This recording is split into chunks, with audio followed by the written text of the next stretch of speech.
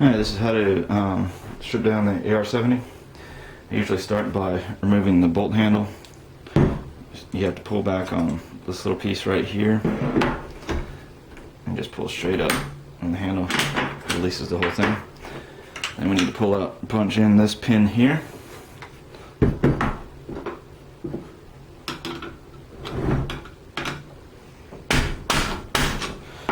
Allows us to pivot out and the whole thing to slide out.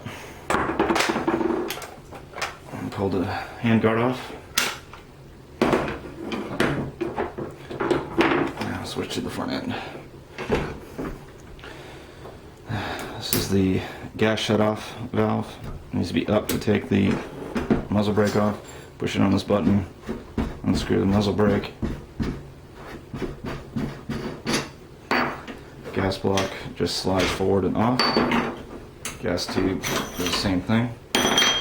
To remove the gas piston, you just push in, turn 180 degrees, and it comes out. It has to clear this little pin back here that holds the spring on and it in. And that's it.